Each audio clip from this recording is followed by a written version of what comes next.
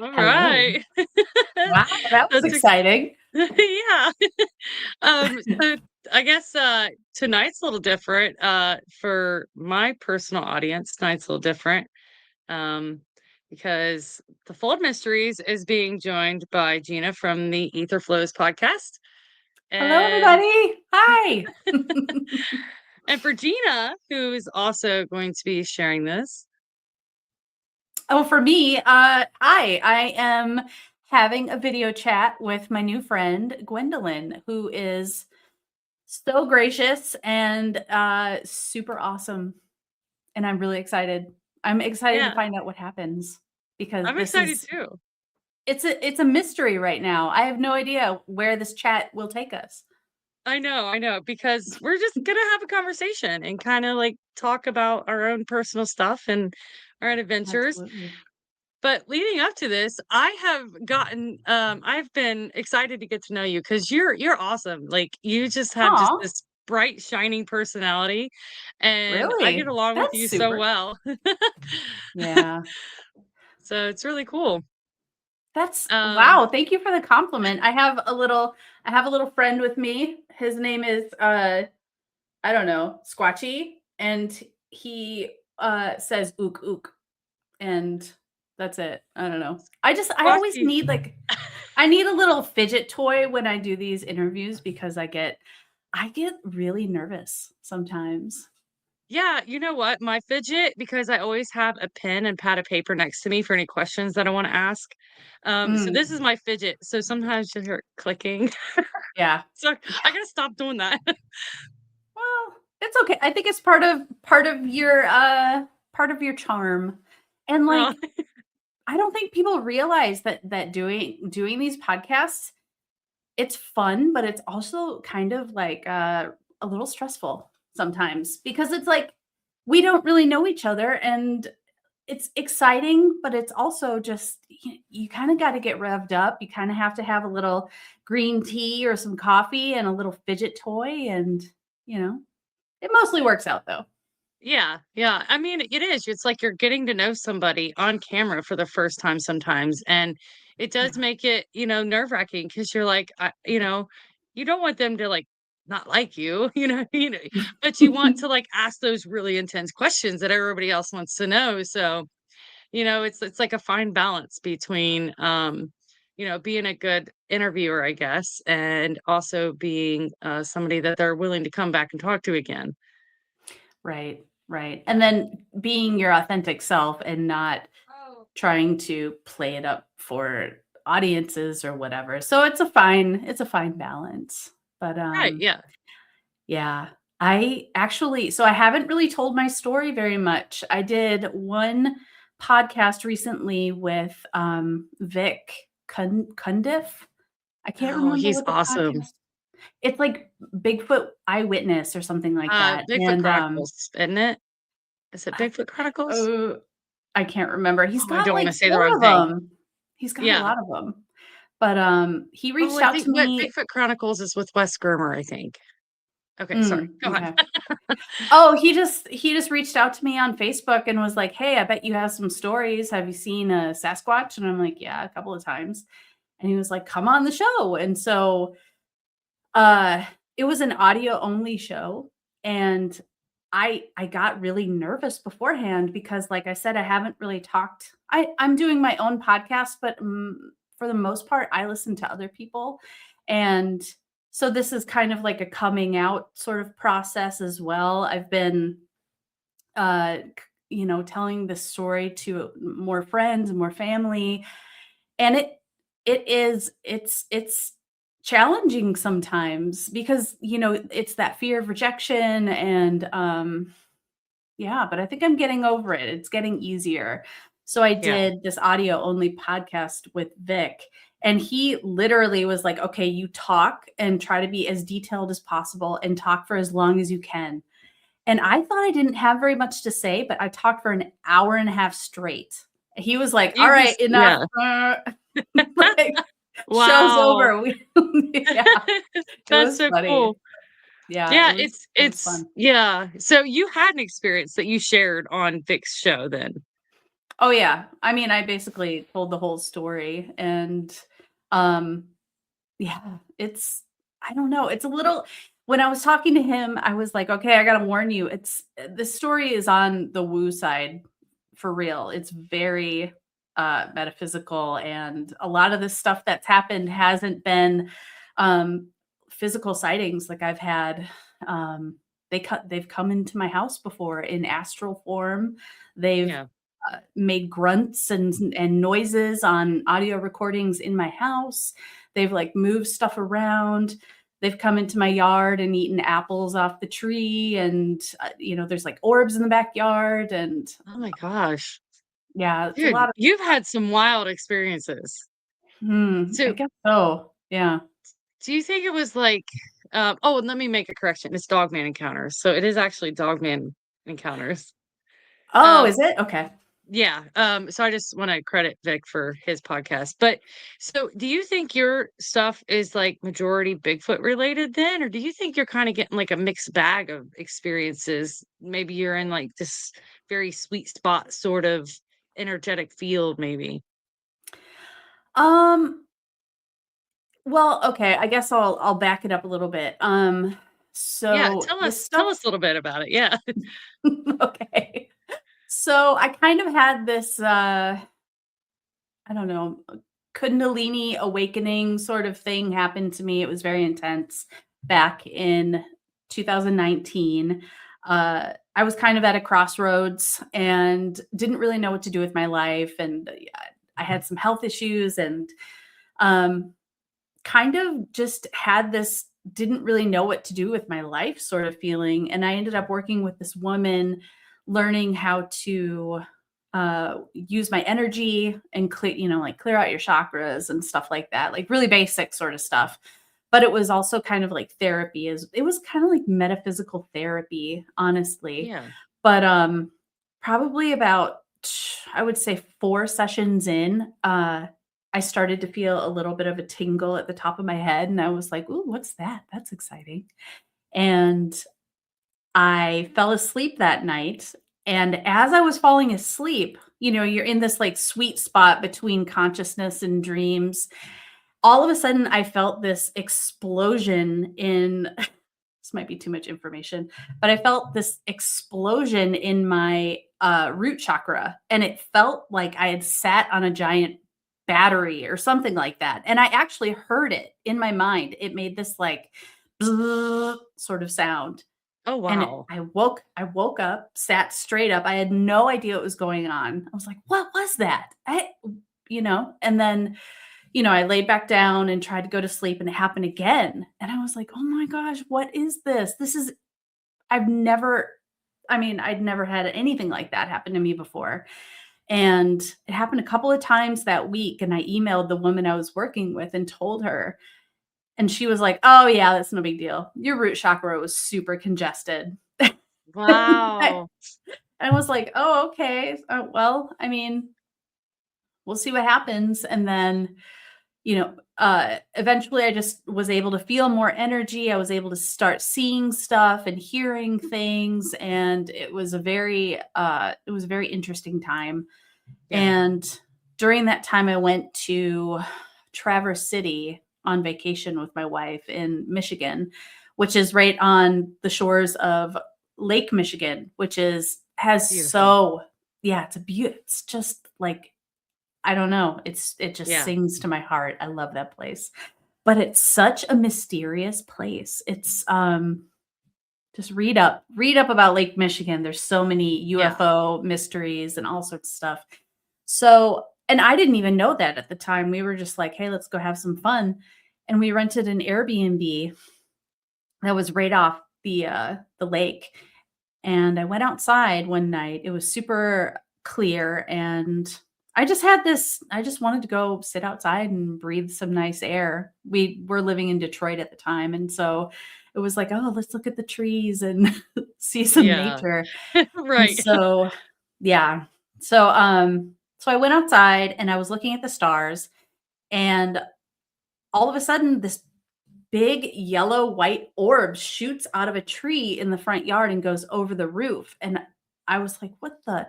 You know?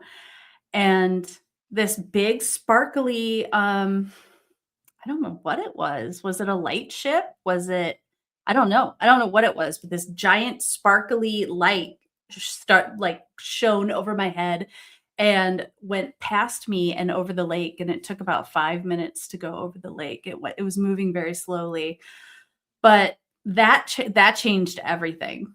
I had Wow. no that was like I never had seen anything like that. I had never encountered Wow. anything like that. And I just got up and walked back in the house, and my wife was like, "Oh, how was outside?" And I was like, "Oh, it was fine." And that was that. Tell her. I didn't know how to Yeah. tell anyone any of this stuff.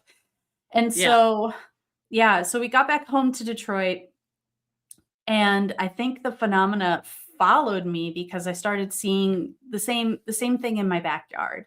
I would see giant I saw this a couple of times, like giant orange spheres that almost look like the sun I've almost. seen one.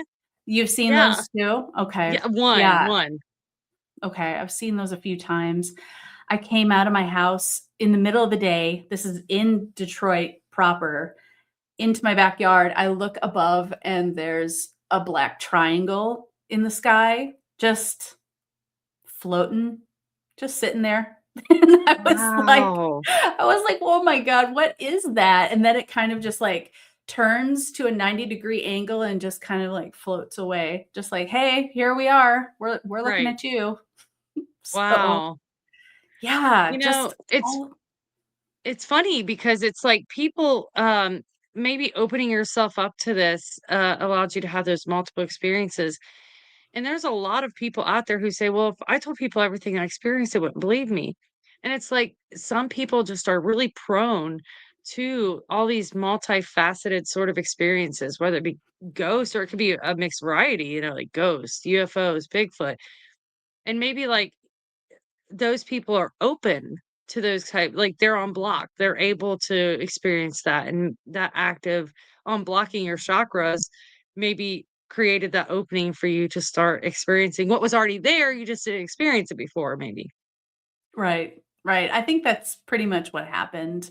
Yeah. And, I mean, turns out this is part of my soul plan. This is part of what I do, and but at the time, it was so confusing, and I felt like I was living a double life. My wife was like, "Why are you always going outside at night? Like, who cares?" And I was like, "I don't know, just Right. for fun." And then I would have all of these magical experiences and felt like I couldn't really tell anybody. And then finally one day I was just like, I don't know. I kind of just the internal pressure was so great that I was like, something needs to give. Can't be doing this. I can't like live these separate lives anymore. Right. And I was so upset, and I was like crying, and I'm like, I have something to tell you. Blah blah blah. Like all this stuff is happening, and she was like, okay, it's all good. And Wow. I made such a mountain out of that, Mhm. and Yeah.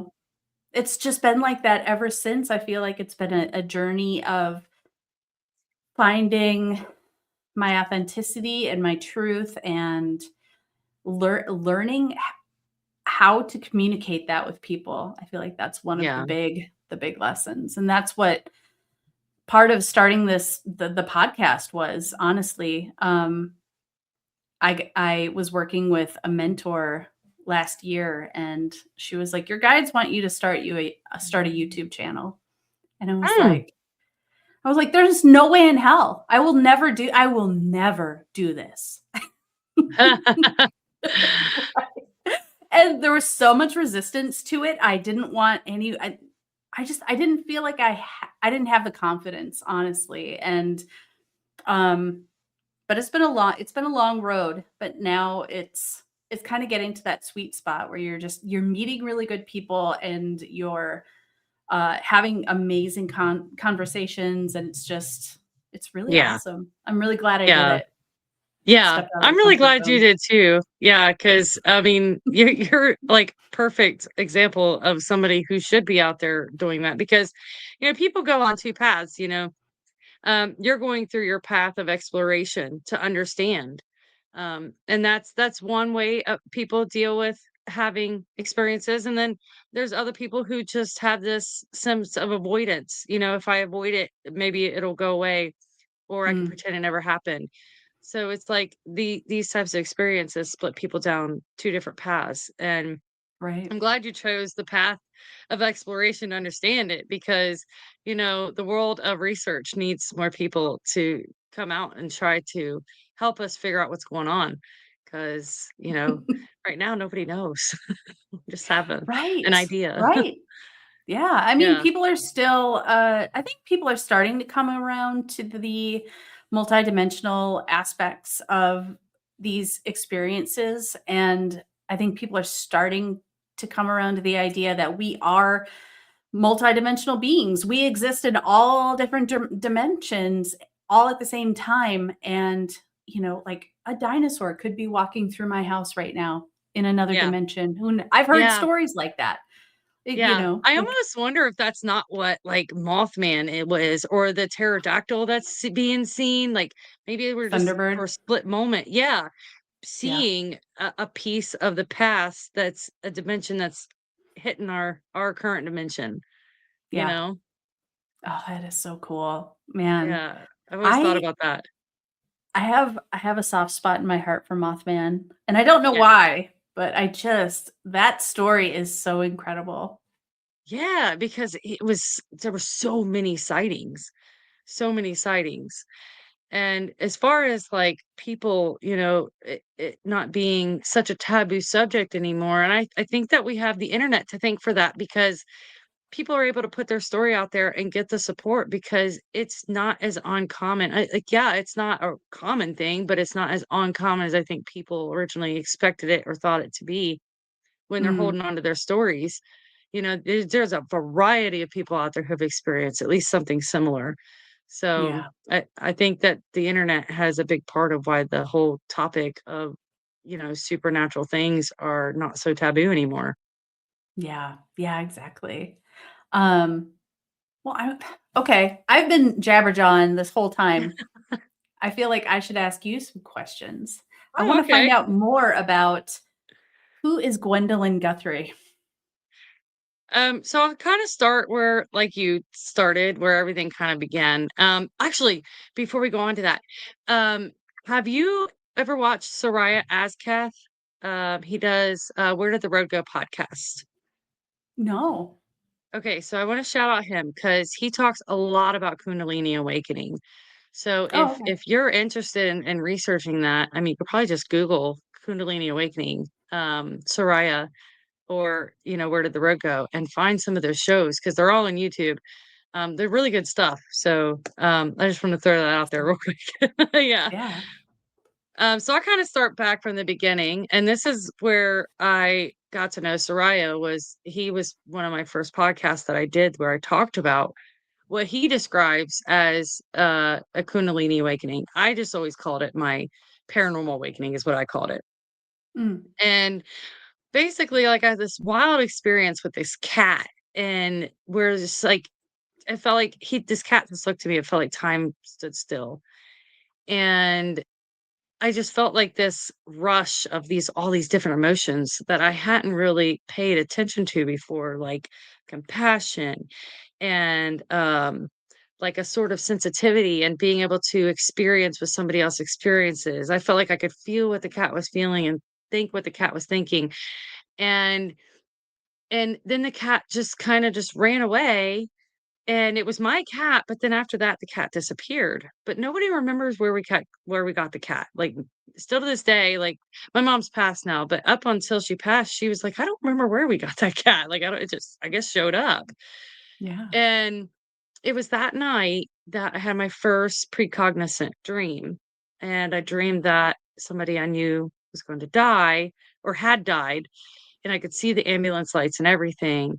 And my mom walked down and around. You had to actually walk around, and sure enough, that ambulance was there at that person's house, but there was no physical way that the ambulance lights could be seen in my living room where I was. And and then after that, it was like just this boom of paranormal stuff started happening all around my home. And I could see shadows and things were moving around and just all this crazy stuff started happening. And my mom would not believe me. Like, she believed in ghosts, but she was like one of those ones, you don't talk about it. Mm, And so it was really hard for me trying to learn and understand on my own until my mom finally saw it one day. She saw the shadows. And so then she had this understanding of kind of what I was going through. So my mom, she didn't want to talk about it, but she'd listen to me and she'd, consolidate me in those moments where things got really scary. And I mean, I was only 12 years old, so I was young. oh, wow. Yeah. So, and then after that, it was just like something that was just a part of my life. My house has always been haunted everywhere I've moved. It's like everything follows me or everything comes in at some point. And I just saw a shadow across my bedroom. So it's like part of my life. Like it would be boring without it at this point. Yeah. And it fluctuates. Like it gets real strong sometimes. You can almost feel the buildup in the atmosphere before something really crazy big happens, and then it kind of dies down. It's like this wave pattern of energy and activity. And so I started out researching ghosts to try to understand that. But I always had this affinity for cryptids and just mysteries in general.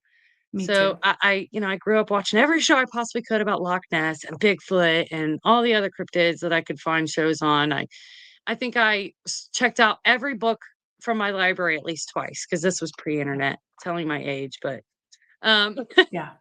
so and I started or when they got it to where you could order from other libraries, I started doing that and I was just like constantly flowing all this knowledge through my head that I possibly could. But I never researched Bigfoot until I watched a show that about Bigfoot in America. And I'm like, wait, this thing's here? Like I don't have to go to other countries to research it. So that was like, all right, grab my backpack and I'll go out hiking. And I started doing that. And then I, went to my first Bigfoot conference and it just kind of grew from there. And now I get to do all these fun, cool things to research Bigfoot and ghosts and travel to all these cool places. And I mean, the fun just never ends, and it's become a big part of my life, and I really love it. Like it's my passion. It's not even a Yeah. job. It's something that it's my vacation, like when I go out and travel to research Bigfoot. Yes, we're out there working. We're staying up like, you know, 20 hours a day sometimes to get as many hours of research in as we can, but to me that's like fun. It's like what I love. It's so great because you can totally, get into your inner child when you're doing Yeah. this. You know what I mean? It's like when I don't really consider myself a researcher at all. I just kind of I don't know, the stuff just started happening. But I feel like when I'm in the woods, I can pretend that maybe I'm an elf or I am a 6-year-old or something, and everything is Yeah. so exciting and beautiful, and you can look at the leaves. It just something about this, the mysterious sort of aspect of these beings helps me at least to kind of get into that mode of excitement and wonderment, and it just that in itself is so it's so invigorating for your body and for your life force and for your heart. It's just it's I honestly think that's how we were supposed to be, Yeah. kind of just in this more of a childlike. Not in, like, being little. I don't know. I'm not really Like sure, but, childlike curiosity, you know? yeah, exactly, like, having curiosity and not being jaded and feeling weighed down by life in general. I think that's how we were meant to be. I think you're exactly right because, I'm a single income household, so I've raised my kids on my own. I've always had to, prioritize work, to take care of my kids over this passion of mine of going out and researching whatever it may be, Bigfoot, fairies, ghosts, whatever it may be. I've always had to prioritize work. So that's why I kind of think of it as a vacation because it is like that childlike curiosity. It's like this break from this monotonous norm that we have to live in order to survive. And, I think when you lose that childlike curiosity, life becomes very boring. Oh my gosh. Yes. And you don't Absolutely. learn anymore. There's nothing out Yeah. there more that's exciting and that you can learn from. And Mhm. where's the mystery in life, if you're not going out there looking for it? Right. And that's what helps raise your vibration, and that's what helps you to have more awareness of different energies and different dimensions is having a higher vibration. So keeping yourself in that state of just like play a bunch of 80s dance music when you wake up and dance around. You notice how much better you feel when you do that Hmm. versus, oh, my back aches and oh, I have to do this and do that, in the morning. I feel like if you can do and man, I'm telling you, when I was in my 20s, I was like the most jaded person you would have ever met. I was very angry, very jaded. And it's taken a lot of introspection to be able to see this stuff because I don't know, like maybe that's my journey, but I've noticed that life is so much better Yeah. when you're able to just like stay in kind of a happy state. Yeah. Yeah. Yeah. And I mean, the stuff I do makes me very happy. So I'm What do you curious. do? Oh, as far as work or research? Both. Well, actually, nobody's ever asked me that before, so it's kind of cool. So I'm actually working towards a career into the corporate world. Um, but I'm about 2 months away from obtaining my master's degree in business administration. Okay. Um, yeah, I've maintained a 4.0 so far, so I'm like super proud of myself for that because I'm I proud of always you thought. too. Thank you. I just always thought I was like no good at school and like I was not smart enough to be able to go to college and this Me and too. that. And then I graduated with my bachelor's with a 3.6 and I'm like, "Oh, that's really cool. That's pretty good." And then I went back for my master's. I'm like, "I want to do a 4.0 the whole way through." And I've busted butt and I've made it happen along with work and research. I've been out in the mountains of Oak Ridge in Oregon doing my schoolwork between researching hours. So like I Wow. have maintained it thus far. I mean, I've been on the airplane on the way to places doing my schoolwork through their internet on the plane and stuff. So I'm like I've been really blessed to have had the drive to be able to push through all this, and I'm too much Yeah. shy of being able to say I'm done and I've obtained what I worked so hard for. That is so cool. I love that. I mean, I've Thank always you. felt kind of like a dum dum in school too, and then a couple of times where I really got the fear put in me that like if you don't quit skipping or whatever you're doing you're going to fail, and then all of a sudden I turn it around and I can get straight A's and I'm like, wow, I had no idea I could do that. Yeah, And yeah, yeah, I don't yeah. know. So what do you do? I'm kind of curious now. What do you do for work or on your spare time when you're not experiencing things? Okay, so I'm a healer. I haven't officially started my new business yet, but I kind of work with friends and it's kind of a word of mouth sort of thing. But Very cool. I have the healing business where I kind of do intuitive guidance and I do energy work with people and I teach them how to basically run this amazing organic uh I don't know what you wanna call it, other consciousness, because your body is another consciousness, but it is Yeah, you, and right. you can communicate with it, and it's amazing that I've been able to kind of figure that out. But now I'm able to teach other people how to do it too, so that's what I do. That's pretty cool. That's pretty cool. Yeah. So you don't have a website or anything like that, that people Not can I go mean, to right now? Facebook? I have if people are interested, they can write me, they can email me, and we do, like Zoom sessions, and I mostly work with people locally right now, but I mean, it's just as good remote as it is in person because it's energy, it's all in the quantum, so, Yeah. I could work on you right now if I wanted to. but Oh, but we're we're gonna have busy, to set a so date for that because I would yeah. love for you to do that, yeah.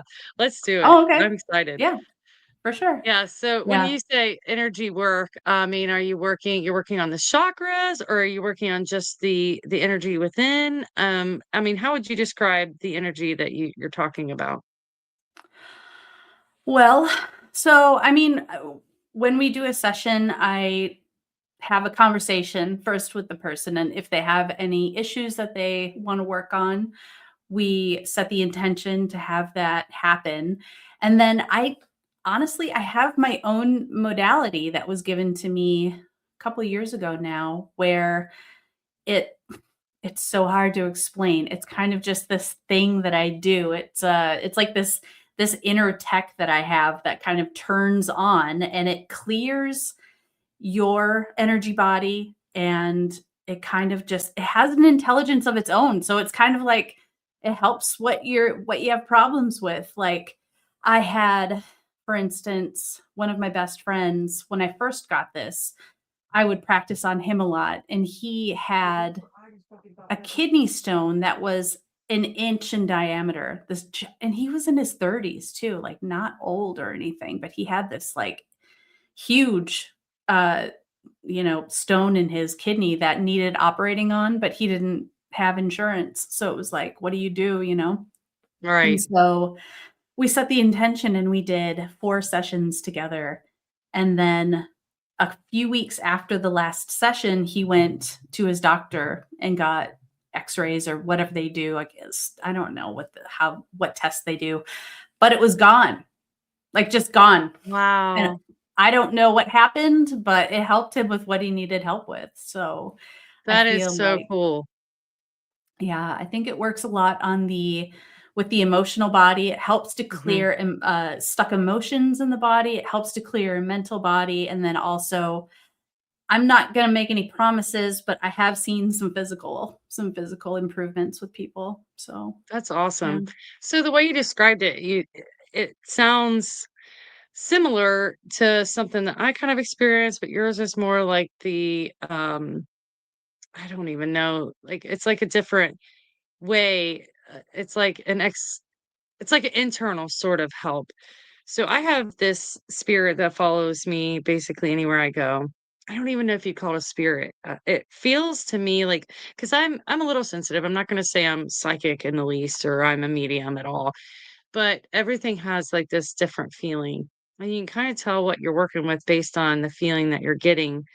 And this thing feels almost like it's related, but at the same time, very old, maybe even never human. So it's kind of like this variety of feelings that I get from this thing, but um, it helps me in my daily life with like weird tasks.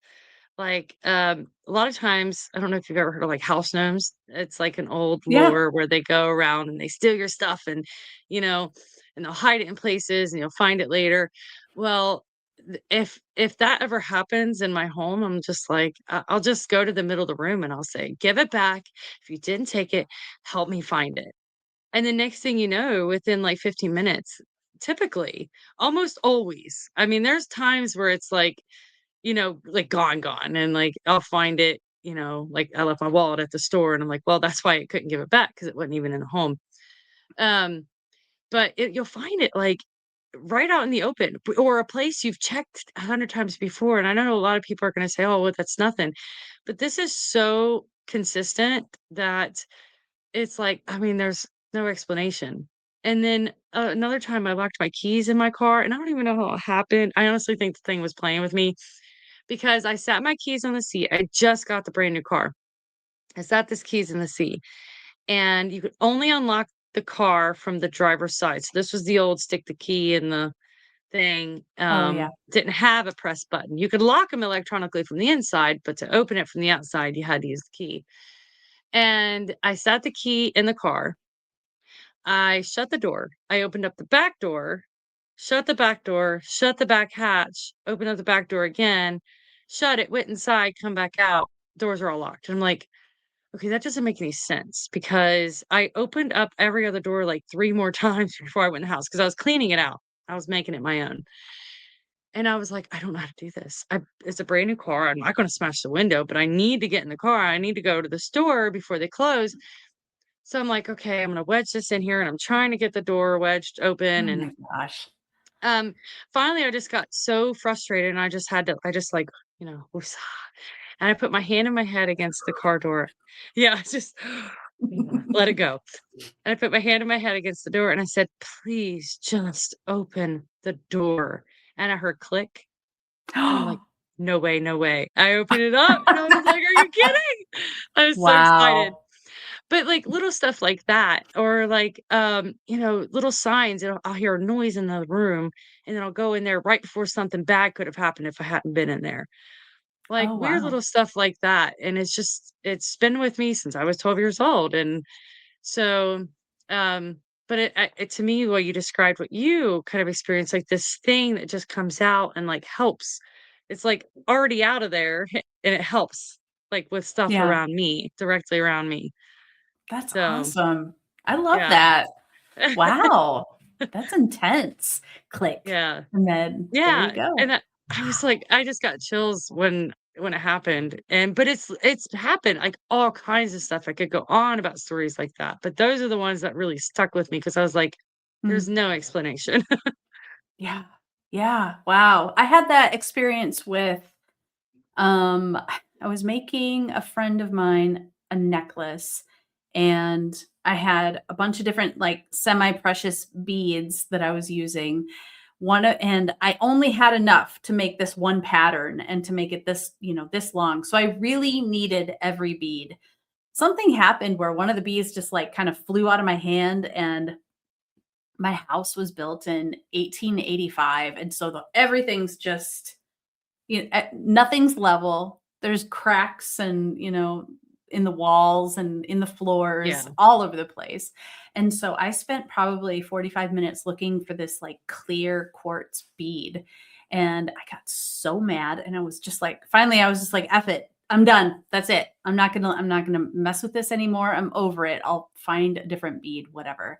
The next Yeah. morning, the thing's right in the middle of the floor, like on a rug too, and Yeah. I heard it. I heard the thing, like, fly out of my hand and click, click, click, and roll.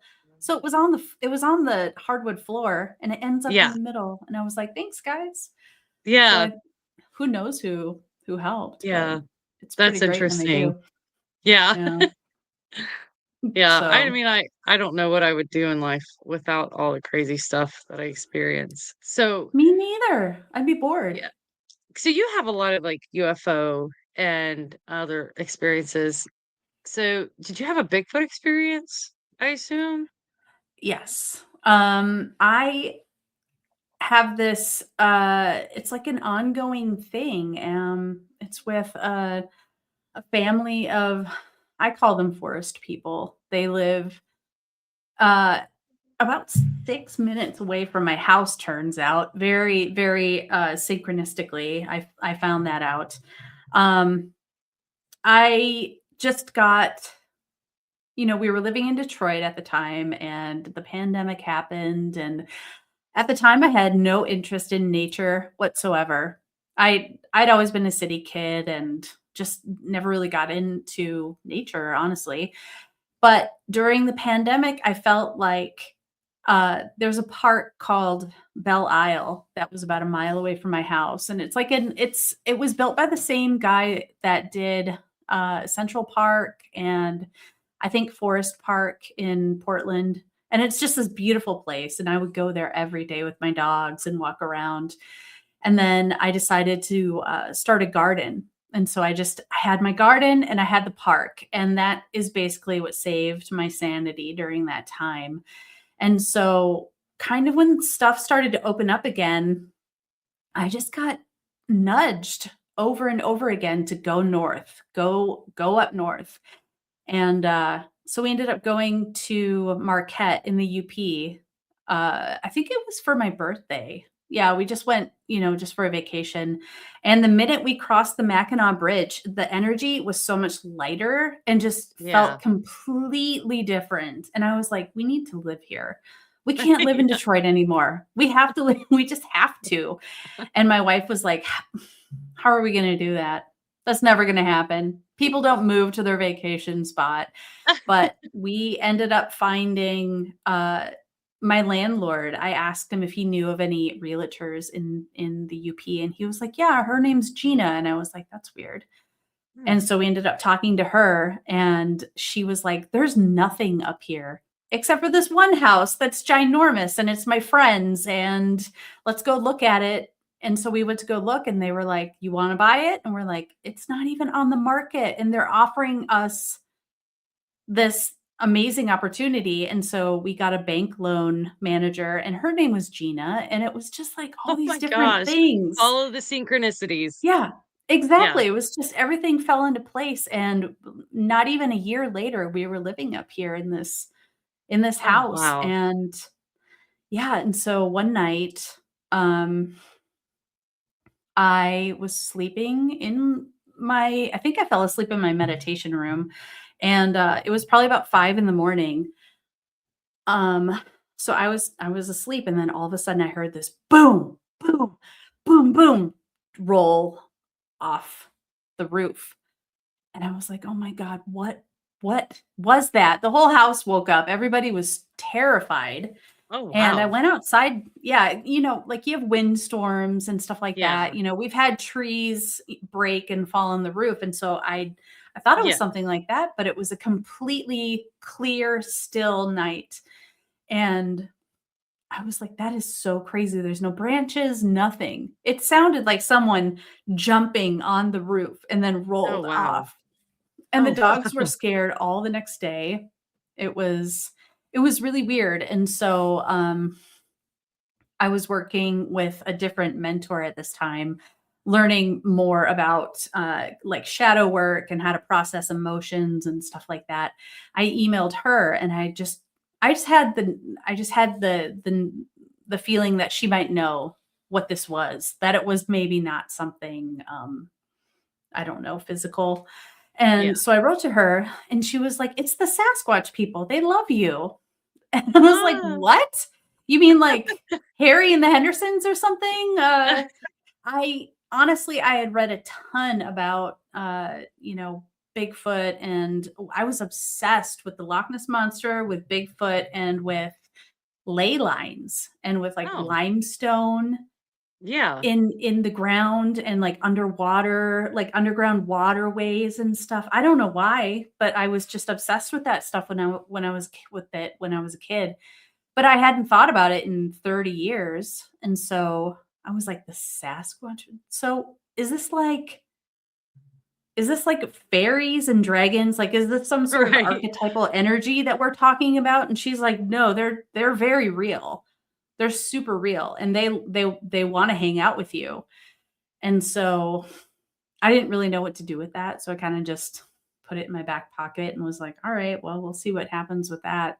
But I would go out in the woods, and this was in March of 2024, I wanna say. Yeah, and it was in March, and there was a lot of snow on the ground, but it was kind of crunchy, like it had melted and then snowed and melted again. Right, yeah. And, I was out at this wetlands walking around on, like, a logging trail, and it's, very remote. There's never anybody out there. And, so we're just walking along, and all of a sudden I see this tiny little footprint, like almost of like a 4-year-old kid that was barefoot in the snow. And there was Oh, like 4 that's interesting. prints. Yeah, there were like 4 prints, and I was like, "What am I looking at? What like, what? Yeah, What and is the fact that this?" it's in the snow makes it Yeah. even more compelling. Right, and it's, in the woods, and what kind of parent would let their kid run around, make 4 footprints, and this is, like, miles into the woods, and then I wouldn't see anything for about half a mile, and then I would see a couple more footprints, and then nothing, and I'm like, "What is happening here? Is this?" I didn't make the connection with, the Sasquatch people Yeah, are banging right. on your roof. Honestly, I was like, "These are tiny footprints. They couldn't be big footprints Right. because they're" like, I didn't even think that they would have babies. But yeah, it just kept happening. I kept seeing different sized footprints, and then, so that was in March, and then I would say in June or July of that year, I was in that same area, and I was walking down the logging road, and, it was super hot outside. It was like 90 degrees, which is really hot up here, Yeah. and so I'm walking with my dogs, and then I hear in my mind, "Stop, wait." And I just happened to be looking down the road at that time when I heard that in my mind, and I was like, "Okay, I'll do it." And so I did. And then out of the woods crosses the road this, I would say 7-foot tall, all black humanoid shape. And it was probably a Wow. quarter of a mile off. Oh, But wow. I'm getting the yeah. And chills. I but at the time I was like, wow, that's so weird. Who is wearing a snowmobile suit with a ski cap? Like, it's so hot out. Like, that's what my brain went to. Your I brain was didn't trying so hard to explain. right. Yeah, so that happened, and then that's about the time when I started the podcast, and I was trying to think of people to interview, and I came across Kawani Lapsaritis, and he had, like, a landline number on his website, and I was like, that Oh, can't work. Let's see. Let's call it. Let's see what happens. He answers, and we talked for like 2.5 hours in my backyard. And he was just telling me all these incredible stories. And as we're talking in the backyard, I start hearing coyote howls, which I had never heard before. yeah. Never. And I had lived up Wow. here a few years, you know what I mean? I'd never heard that, but while we're talking, all of a sudden it's like, "Oh," and I told him, he's like, "You know who that is, right?" And I was like, "Do they do that?" And he's like, "Absolutely, they do. Yeah." Yeah. Yeah, they So mimic, but it doesn't everything sound quite right. Yeah. it sounds like a person doing it. It Yes, really it's exactly. so funny. It's so Yeah. funny. I've heard that with, so it's been like coyotes, and last week I heard them doing an owl call, Y but it owls, sounds like a they're person doing it. It's yes, it's exactly. like yeah, it's so funny. And I sometimes the heard them owls we've heard the owls screech, the owls hoot, like, turn into a scream that turns into a coyote. It was like it blended oh, and, wow. yeah, we've heard that. That was when I was doing a documentary with searching for Sasquatch. Okay.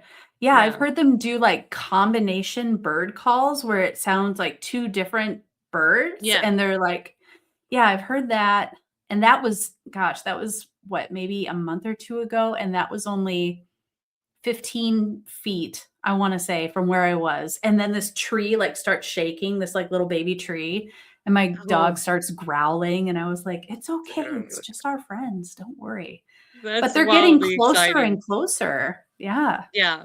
I And I don't know the what it less, is. like, you seem aggressive or scared, I think the closer they'll probably get, and you might get some sort of close connection, which would be mind-blowing. It's something I wish I could have. I unfortunately live just outside town now, but, um, Oh, yeah, I mean I live in a town.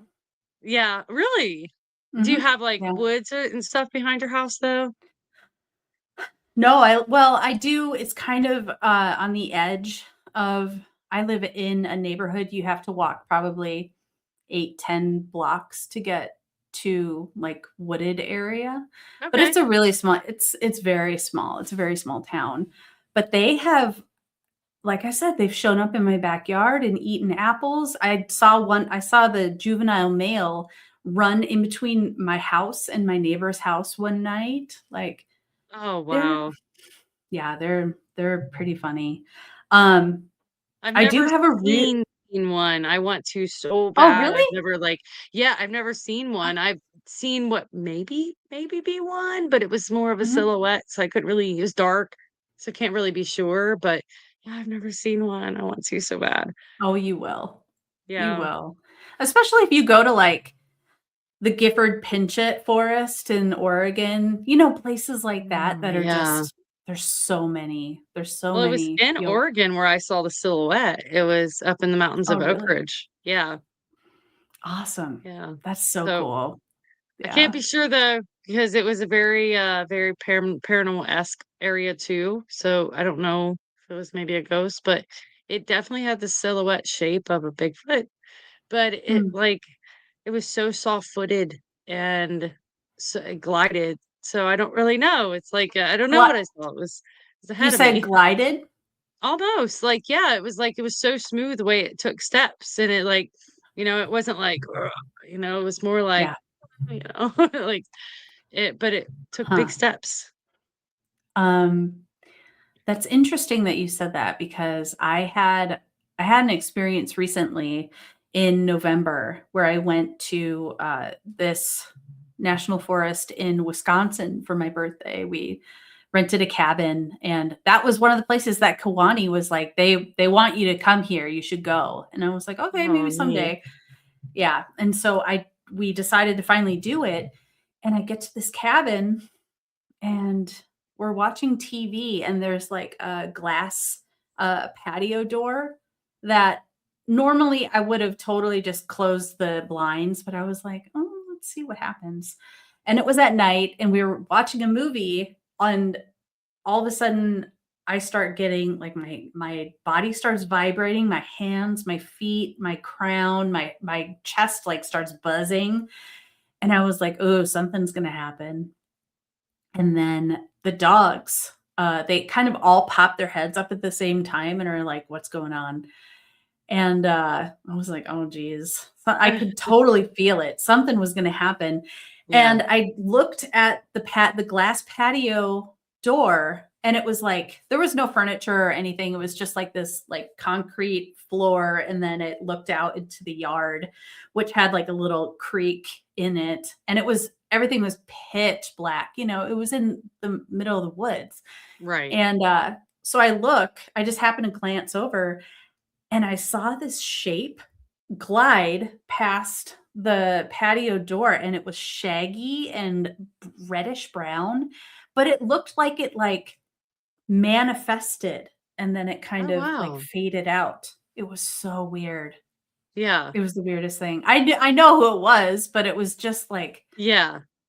I felt all the blood just leave my body, and I I just know got that feeling. white and cold, and I was like, Yeah. "Oh my god, what just happened?" Yeah, it Yeah. was intense. Yeah, Yeah. but that I know that feeling it that you're talking glided about. though. It was yeah. Yeah, that's what this did, and you know what? When I was coming around the corner, it was so weird because I was I was running down the mountain, I separated from my group, and I was chasing this little baby deer trying to scare it off the road so we could get down, and I'm running, and I come around this corner, and then it kind of there's like a cliff edge, and then it kind of bows off again to the other way, and on that cliff edge, I didn't notice it at first.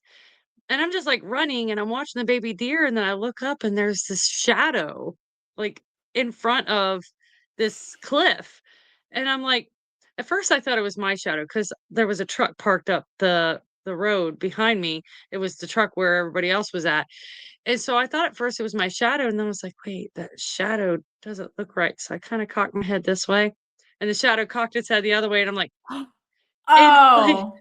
I stopped my run. I'm like I went from a run to, like, a slow jog, and I'm like, "I'm still coming towards this thing." So I'm like my head is playing tricks on me. So I do it the other way, and it does its head the other way. And I'm like that's when my feet just stop, and I'm like, "I need light. I need light." And I'm yelling up to the people in front of above me. I'm like, "Give me light."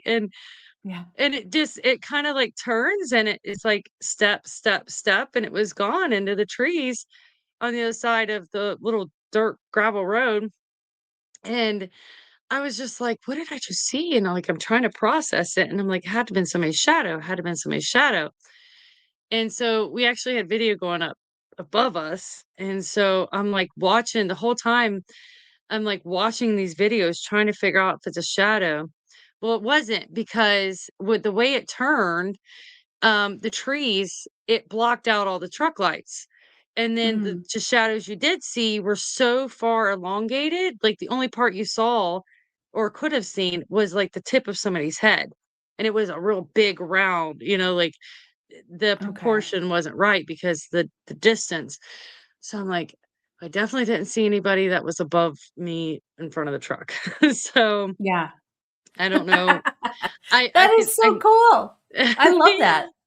Yeah, it was really, really cool, but, still this day, I can't say what it was because I didn't get a really good look at it, and I hate to say it was Bigfoot when I can't tell you even the color of its fur. You know what I mean? Mm, So, yeah. it's like one of those things where I saw something cool, but I don't know what it was.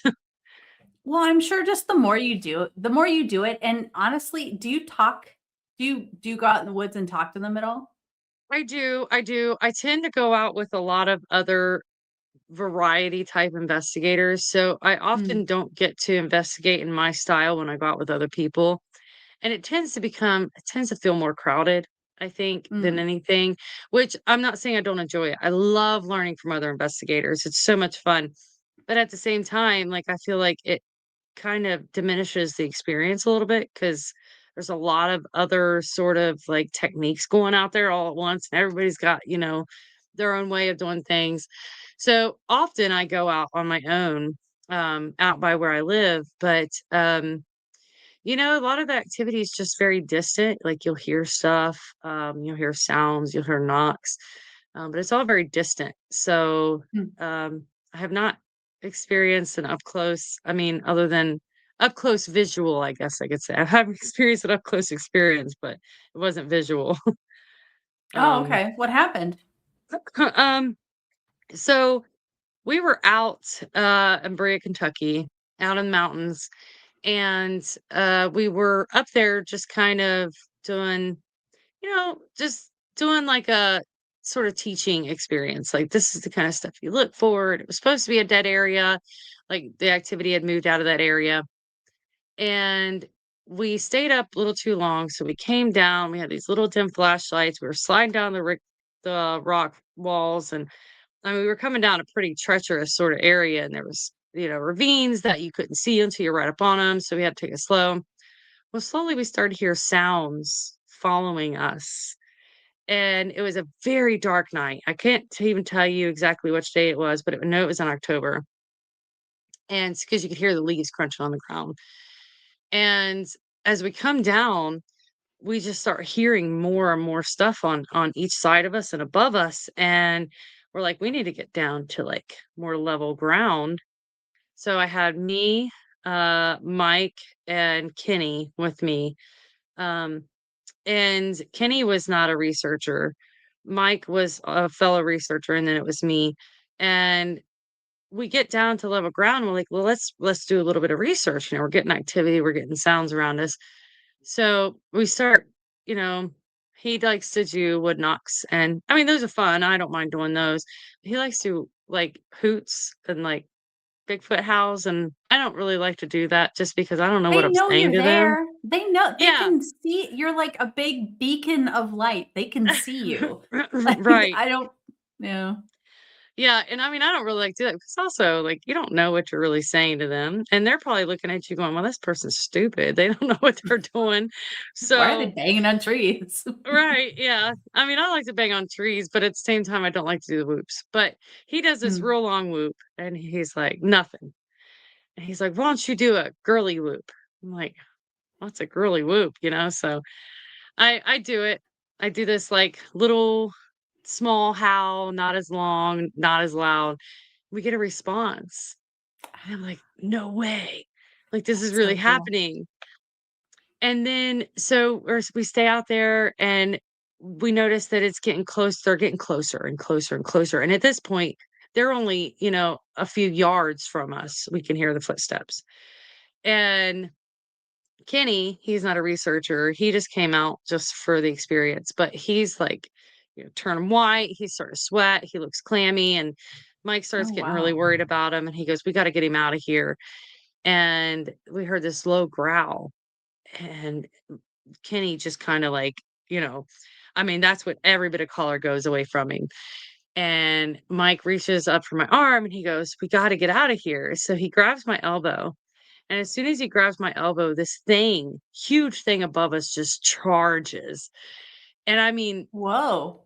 mind you, we got these little dim flashlights. The batteries are pretty much dead. So you can't see but maybe a yard in front of you. And I'm like I get down the defensive position because I'm between that thing and the guys.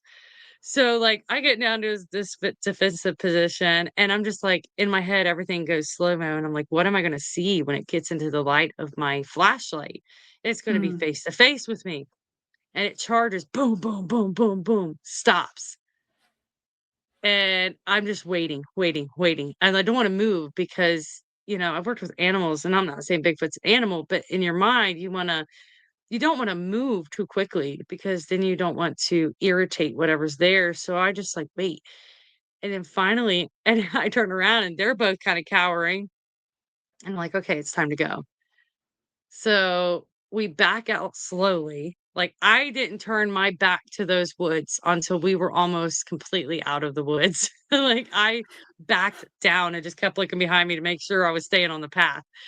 But, yeah, like, it was huge, and then once we got out, um, and actually out, like, well, once we got down to level ground, we were, like, talking about it, we were all really excited, and then all of a sudden this huge boom, and we went back later to look, it actually had thrown a rock onto this big metal roof pavilion, and that's why it Oh. sounded like such a big explosion, and then it did it Mhm. again, and Mike's like, "I don't think we're far enough out."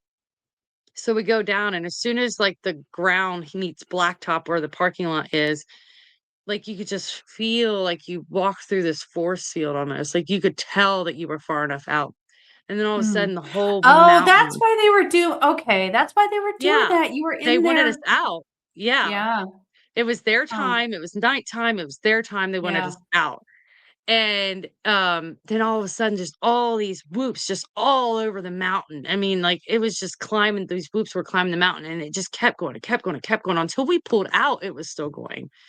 Wow. And I really think at first it started with maybe juvenile curiosity, like, they were just curious, like, "What are these people doing here at dark? You're not supposed to be here after dark." Mhm. And then when Mike reached up and maybe did more of what they considered aggressive act of grabbing my arm and pulling my arm a Yeah. little bit, that's when it turned the tide, and that's when we Mm. weren't welcome anymore. Oh, it's so weird. I mean, there could have been babies nearby too. Yeah. I Yeah. always But it I Oh, sorry, go ahead. oh, it just seems like at first they was just more curious than anything, and, like, the big one that was kinda up on the mountain a little bit further, I think he was just kinda watching everything, letting the juveniles kinda be a little curious. We weren't Yeah. being aggressive at all, we weren't showing any aggressive tendencies, and that, I think, was considered aggression when Mike made contact with my arm, and then that was when he was like, "Okay, you're out, we're not gonna have this sort Could of have been. behavior in front of the juveniles." That's what I think it was. Yeah. Yeah, that could very well could have been. Wow. I always find it interesting, like, I was thinking about it the other day, and I had this thought of, like, "Am I being too naive about this?" Because my a all the experiences that I have had and given I'm still a total newbie, this has only been happening for a few years. They've all been very loving and very positive experiences. I haven't had anything like that happen, and I don't know why that is. I don't know.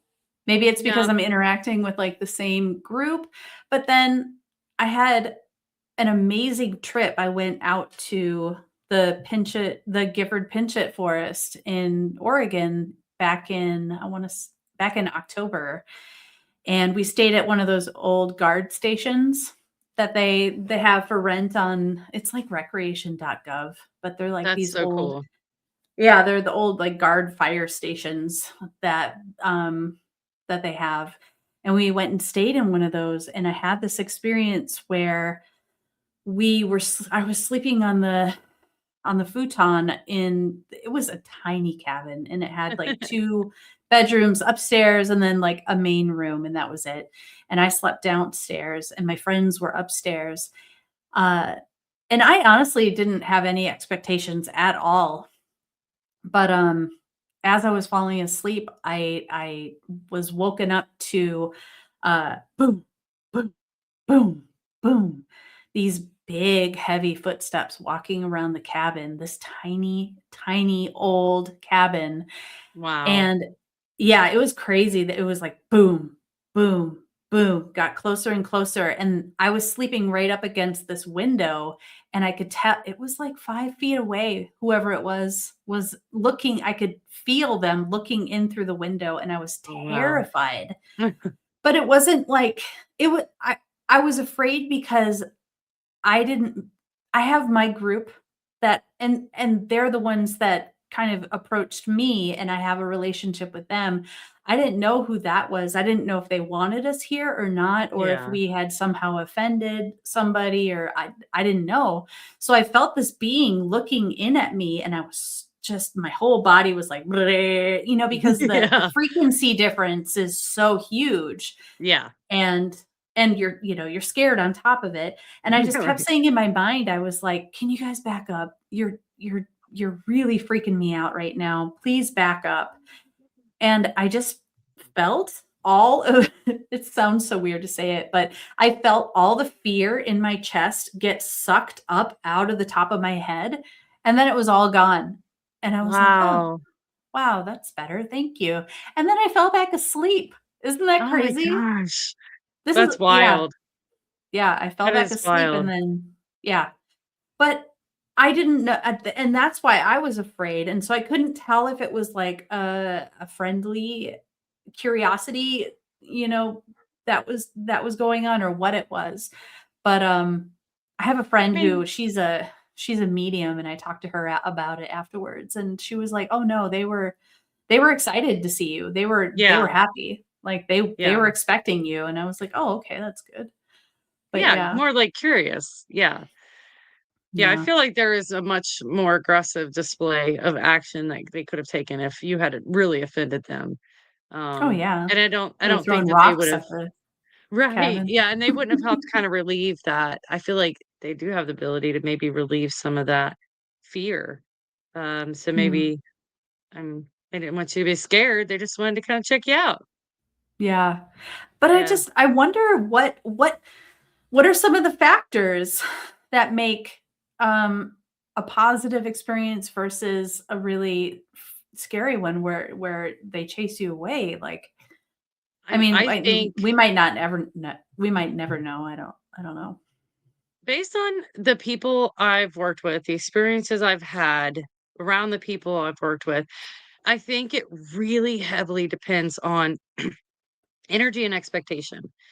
So some people I go out with, they're very boisterous and very loud, and that Mm, can be irritating. And then other people I go out with, they're more like serene and calm and play music. And I think that grants a better experience. And I really do believe it depends on the energy and expectation when you do go out. mm, Um, I know people that call blast, they have very sort of aggressive rock throwing situations. Um, and then I know a gentleman, Ronald Roseman, who tells me this just absolutely amazing story about how he goes out and plays guitar for them and sings for them. yep, And he has these really positive experiences. So just based on the people I've talked to in my own research, I think that's what it is. It's like what you put out, you get in return. mm, Um, yeah, so, and I think that you come in with this very sort of lighthearted curiosity. So it's not seen as something that can be intimidating to them. So they come in a similar sort of curiosity state. yeah, Um, yeah, that's just maybe, my I hope feelings.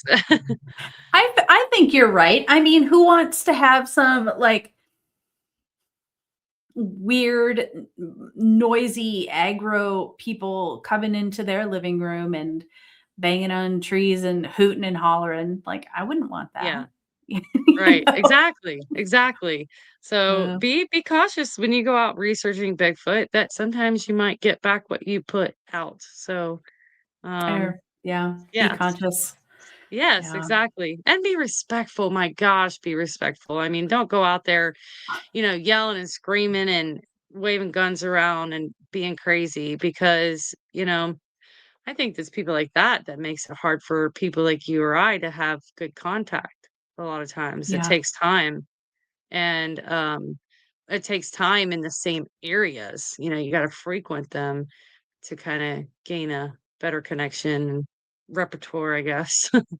Yeah. Yeah, I've been going to the same woods almost every night for a couple of years now, and it started to, try to get over my fear of the dark. That's how it started initially, and then I started seeing, like, orbs and, just different lights in the woods, and then I'd hear, like, knocks, and I'd hear, Mhm. the coyotes, and then, uh these orbs would manifest in this particular clump of trees that was probably about 40 feet away from me, and it almost felt like a communication, like, Yeah. they knew I was there, they started showing up, and I'm like, "Oh, thank you guys, that's awesome," and I would leave Yeah. apples and stuff, and, I'll get, like, a bunch of little crystals from the crystal store and, like, put them in the woods and, like, bring some peanut butter or whatever, and like you said, just respecting the spirit of the forest in general is Yeah. because you have no idea how many eyes are on you when you go into the woods. And if Yeah. you go and you ask them permission, you'll definitely have a better experience than if you Yeah. go and you're like, "Oh, my trail cams and my guns and my nets and my pheromones and" Yeah. yeah. So, like, yeah, so I started seeing more orbs in this one particular, little cluster of trees, and then I don't know why it took me so long, but I finally during the day, I went to go look in those trees. There's like a little structure in there. It's like they're building like, uh, Oh, I so don't know, it cool. almost looked like a little nursery or something, like a crib, like this little mini. Oh, I'll does it send look you like a pictures. bird's It's nest kind of, almost? yeah. Yeah. Oh gosh. Okay, so that's kind of like a new Bigfoot phenomena that I don't think people have started reporting up until like a few years ago. And Huh. it's like all the old sort of igloo style huts that you used to see that used to be related to Bigfoot. You don't see those anymore. And Hmm. then it went to the structures and now it's going into like almost ground nests. And it's like Hmm. it's Yeah. sort of like they're changing their tactics almost as we discover what they're doing. And I mean, I remember when I was a kid going out behind my grandma's house in the woods, we'd play in those huts. Like I didn't know what they were. And we would play in them and they were always real soft and mossy inside. Like it had been gathered from the outside. And like everything was just super interwoven. And it was like an igloo shape. And but they were huge and they had an entrance. And I would tell my mom Wow. about them and she'd be like, "Oh, well, they just grow like that. That's a type of thistle." And I'm like, Hmm. "No, this is like dead stuff that's not in the ground." Like I'm trying to explain it It's to like her. a fort. Yeah, but I mean, like I knew nothing about Bigfoot then. This was way before I even learned about Bigfoot. But we'd play in them, me and my cousins Mm, and my sisters, like, so cool. yeah. So, Well, but I yeah, it's think like you they were kind changed. of yeah, I think you were kinda destined to hang out with Sasquatch. Yeah. They've been watching you Yeah. for a long time. Oh, I hope so, I hope so. I hope I have, like, a really good positive close encounter sometime, Oh, you that's my will. dream experience. You Yeah. totally will. Maybe I'll come out there, we can go camping. Oh, let's do it. Let's do it, Where Gina, I are wanna you, do by it. the way? I'm in Ohio. I'm in Ohio. I'll kinda send yeah, I'll send you my area and see if we Okay. can't but there's, like, really cool stuff out, within just an hour drive of me. Like, we got Serpent Mound and stuff, and I Yes, actually I've always know wanted to go. yeah, I know the gentleman who, well, I know a gentleman who knows, so I'm trying to get in contact that way, the people who run it. And so I'm trying to get in there overnight because that whole area, the frequency is just so intense. So if Oh I my can do that, gosh. yeah, you should We're come gonna along do for it. that. Yeah, yeah. I'll You reach back know out to him. yeah, do it, please. I actually so I'm from Minnesota, and I was born in a town called Mound, which is Oh, funny. cool. It's Cool. known for Ohio all has of the tons of all of them. the mounds. Yeah, I've always Oh, that been is so fascinated neat. by that, by the mound Yeah. builders, and man, so much stuff just got bulldozed. Oh, that's so sad. I hate that. Yeah, There was mounds out by my old house and I had dreams about these mounds a lot, and really.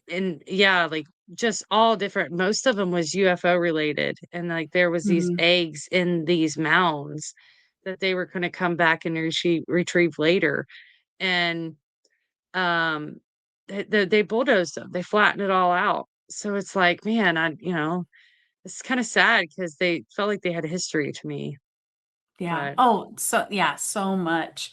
And I remember like the very first kind of multidimensional sort of stuff that started happening to me was when I was really young and I was living in that town. I would have friends come and visit me at night and kind of take me out of my bed. They would take me out of my bedroom and then I would kind of float around the house and they kind of taught me how oh, to fly. And yeah, I that's would go in and wild. see my parents sleeping, and then we'd go outside and fly around, and I think Oh we were my gosh. traveling in the astral, but Yes, yeah, it was astral there's travel. yeah, it was pretty That is cool. so cool. I've never had anything like that. I've had dreams about Oh, really? flying, but yeah, I've never had any kinda sort of astral travel dreams. That would be really epic though. I would love that. Most of Um, mine is precognizant dreams that get on my nerves because the stuff that means something isn't really on the forefront in the dream, then it happens, like, "Oh, that's what it meant." I never can figure it out before it happens. oh, that's funny. Well, Yeah. I'm doing a project right now with some friends where we are together doing do you know what the gateway tapes are with the, Uh, Monroe Institute? no. I'm very It's curious now, I'm writing it down. It's called the Gateway Experience, and it's a series of, audio tapes that you it's basically teaching you how to astral travel, how, Oh, to kind of get out of your body and, like, do all sorts of amazing stuff. So I have a group that I'm working with right now, and it's kind of this group thing, and we're doing videos every couple of weeks to like kind of just record what happens. And yeah. honestly, we've had a lot of really intense experiences. That is so cool. That is so cool. I'm Yeah. gonna have to look into it now. I had not Oh, I'll heard of send that. you the episode. Yeah, Yeah. Oh, please do. Yeah, that'd be awesome. for sure. Yeah, I did a little research on astral travel way back in the day, but it's kind of like your ley line thing where, it kind of fell to the wayside with life and everything. So it'd be really cool to look into that a little bit more. Yeah.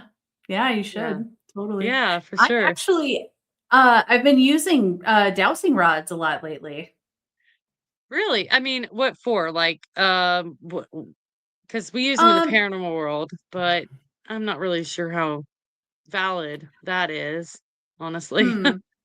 Oh, I'm just basically using it sort of like a divination tool, Okay. asking questions and yes Yeah. versus no and kind of sharpening Yeah. my intuitive skills. I guess in a way I kind of trust myself because I know I'm trying to stay really still. But when other people take hold, like maybe I have trust issues and it starts going crazy, I'm like, like, I know. Yeah, I know. I like the pendulum better, but yes, I love it's that. fun to play around. So, Yeah. Yeah. I mean, I'll try yeah, anything. I mean, I have fun just me too. experimenting with different techniques. So I'll try anything. I like the pendulum a lot better than the dowsing rods just because I know there's so much room for error with the dowsing rods, and I've had such a mixed variety of experiences with them where, like, you get the feeling of yes, but the dowsing rods are saying no, and you're like, Mm. something's not right here." So, yeah. Hmm. Well, yeah, I just feel like yeah, basically like what you said. There's you're like, "Oh, my wrists. What am I doing Right. something? Like what's" Yeah. yeah, Yeah, I it's don't just a know. lot of room for error because when you're paying attention to these, you're not really paying attention to what your hands are doing. So there's been times where I actually try to, and I've only ever had luck with it one time where I stabilize them. Like I used a doll when we had luck with it. I put in like in a doll's arms and I just kind of backed away and they did move a little bit. And that's when I was like, Really? yeah, that's some good stuff. Yeah. Wow, that's Yeah. crazy. I should try that. Yeah, if you could use some sort of, like, stabilizing device and then ask Yeah. the questions and see what happens. Right. Yeah. That's a great Yeah. idea. Yeah. It I kind of don't know takes if the I would human get a error out of it. doll. Yeah. Dolls are kinda They're a little creepy sometimes, so I have a porcelain doll collection, and there are a few that are haunted. So, Ugh, yeah. really? Yeah, Ugh, yeah, yeah, wow. and I don't know if they're haunted with the history of the previous owners or what, but there's some really interesting things that go on around them. So I have a little haunted collection. So some of them I keep in my home, others I just, they're very energetic, so I keep them in a storage unit. So I have a storage unit that I have that Oh, I keep stuff okay. in. How do you so how do you feel about living about just coexisting with all these spirits in your house? I don't mind it, I feel like and I've always, taken it into my heart that, we have control over this domain, this dimension. And if I set rules, they have to be followed. Now, that's not to say that there's not going to be a pushy one that tries to push against the rules, but you just be consistent. It's like I always consider it like a toddler, you got to be consistent and you got to maintain your roles and then when they act up you got to know how to kind of come at them and straighten things out. So Hmm, sometimes it boundaries. takes a little work and other times right boundaries and other times it's like oh everybody's coexisting. It's gets a little hairy when you bring in a new haunted object. It's like this swirl of energy, everybody's getting used to this new sort of energy in the home, and then takes a little time and within at least a couple weeks, at most a month, everything starts to settle down, and then sometimes you don't get that sort of conflict. So it's just interesting to Wow. me Yeah. to kind of have this lifestyle. Yeah. I talked to Mel Scahan. Do you know who he is? I do not. He was in the Flash of Beauty documentary. Oh, He's a okay, great so guy. I'm familiar with the ones who make those films, but I don't know Mel. He used to work, I think, for the Forest Service in Oregon. He's a Sasquatch experiencer, but he lives in a house that is super haunted too. And he's like, yeah, he basically said the same thing you did. Like you just have to like set ground rules and Mhm. you know keep up with it because, like you said, they're just sometimes they'll try to pull a fast one on you. And Right. Yeah. but yeah, There's a couple, that's so why I don't keep them in the house, it kinda keeps the energy stirring, and it never mm, really settles down, and then there's one particular object I have that never calms down, it is always trying to push the boundaries, and I mean, it got to the point where even I was a little nervous at one point, mm, so, I mean, I was like, "Okay, we're gonna assault you, and until I can get you somewhere else," and that's when I got the storage unit. I actually got it for him, so and then it's just kind wow. of built up over the years. Huh. Yeah, Yeah. I use tar water, I use salt. I Yeah. clear my house quite a bit Yeah. because yeah, because I mean, who knows? I don't know. I feel like for me, I have a lot of it's almost like some sort of see, I have all of these or this organite, these Oh, pyramids. I have a yeah. bunch of them and they Oh, that are is so neat. yeah, they almost act like almost like little railway stations or something like that, where a lot of, ET sort of energies can travel through them, and I'm not Mhm. exactly sure how this happens, but they just do, and, sometimes I feel my house has a lot of that same sort of swirly energy, but Yeah. I think it's more, like, kind of ET related. So, I don't Yeah. have a lot of, like, human spirit sort of, uh experience, honestly. I don't really I've never seen a ghost. Yeah. Um, I've heard stuff in here. I've done, like, recordings with the Sasquatch people, and I'm like, "Hey, if you guys wanna grunt or something into the recorder," and then I'll hear something like, uh, people calling names, or I've heard Oh. that a couple of times in here, but like I said, you could have dinosaurs walking through your house in a different Mhm. dimension, and Wouldn't even know I it. don't know. Yeah, you wouldn't even know, and have a That's so pterodactyl cool. swooping around you. So, I love the way your brain anyway, works. I love I it. know. It's very imaginative. So what do you let me see, how long have we been going at it? An hour and Hour and 25 20. minutes. It doesn't feel like that. Yeah. Yeah. I know that you're a busy lady. I know you have another show coming up at 8, right? Yeah. Yeah. Yeah. I have to get to it. But, Yeah. what do you say we should do this again, definitely. I agree. I agree. I could pick your brain forever. You're We could do, very, like, a monthly thing together if you want. oh, yeah, let's do it. Let's do a That'd be monthly cool. co-podcast thing. Where we could invite other people and do like, you Oh, and I could yeah. ask questions. I like that. I really like that. Okay, We should definitely do that. Let's do it awesome. monthly. We'll make it a plan. Okay, yeah, let's All do right, it. perfect. Um, Yes. well, let me see. I never know how to end these things, so I'll let you do an ending. Okay, well, where can people find the Etherflow podcast? Where do you air it on?